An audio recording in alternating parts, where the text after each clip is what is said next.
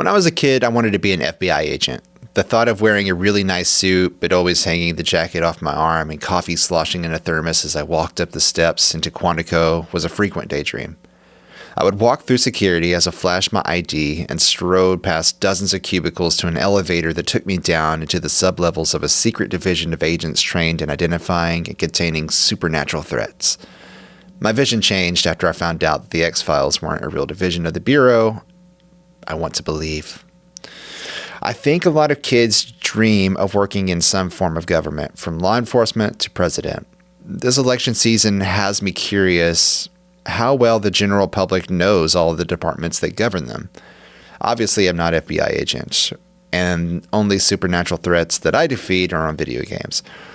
But if I hadn't gone into media creation and had stuck with a position in government, I would probably know much more than I do now about who the appointed officials are. For instance, I knew there was a DEA, the Drug Enforcement Administration, but I had no idea before doing this podcast that there was an Arkansas State Drug Director. But I think that's the standard recognition of most people. We don't really know the leaders unless they are brought up to us or we specifically need something from their particular position. I had the opportunity to talk to the current State Drug Director, Tom Fisher. We talked about what the opioid recovery funds that have come into the state will do for recovery and prevention efforts, as well as what they hope to see in the future. Before we get into the statement from Director Fisher, I wanted to describe what this role is. The State Drug Director is responsible for creating the state's drug and alcohol abuse policy, coordinating services and law enforcement interdiction, managing and providing the agency's prevention strategies, and a long list of other complicated matters, but I'll simplify it like this to say that the State Drug Director is responsible for making sure that the state has a prevention and recovery solution for substance abuse. The director is appointed by the governor of the state and reports directly to the Secretary of the Department of Human Services. I had the opportunity to attend the Arkansas Opioid Recovery Partnership event that celebrated the release of the funds to programs that will support prevention of substance abuse in Arkansas. I was able to grab a minute of Director Tom Fisher's time, and this is what he had to say. Sorry, my name is Tom Fisher, and I'm the Arkansas State Drug Director. Here today at the Association for Counties, talking about the DFC grant. The DFC grant and the coalitions who just received funding. What's it going to do for the state?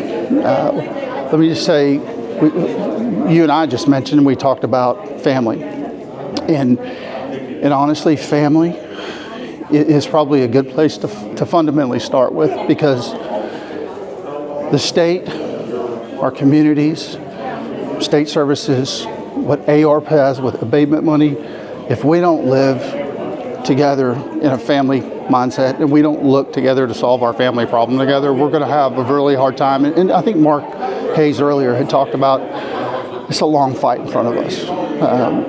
And unfortunately, it is a long fight in front of us. Our numbers are better last year, and they're better from the year before. So we've constantly increased. When I talk about our numbers, fentanyl-involved deaths, opioid-related deaths are down a little bit. But our substance use problem is still significant, and we have a long way to go. Methamphetamine's always been a big scourge in the state of Arkansas, and while our fentanyl-involved deaths may have fallen last year a little bit, we did see a mild increase in methamphetamine-involved deaths. And so it's a long road in front of us. But what AARP has been able to do, and what the cities and county have done with the money and the partnership that we have, which has been strong since the day I started a little over a year and a half ago, it's been very intentional for us to be together with them. And so I think this money right here that they have today, going directly to the community, directly down to, if you would, ground zero. They're using that for what's best for them in their community. And each community has a different struggle. Each community looks a little bit different across Arkansas. Some communities have large population issues, some have small population issues, but we all have some of the same issues. And so now they're in their communities with this money being targeted in their efforts. And my job, from where I sit, is to give them the most relevant information they can, the most data for them to respond with, the most relevant data, the most timely data, and the most it helps us be strategic and tactical both on what we're talking about dealing with at that level, at their community level. And so not just information exchange, but the one thing that I value the most is partnership. So this partnership that we have starts to evolve and become and feels more family.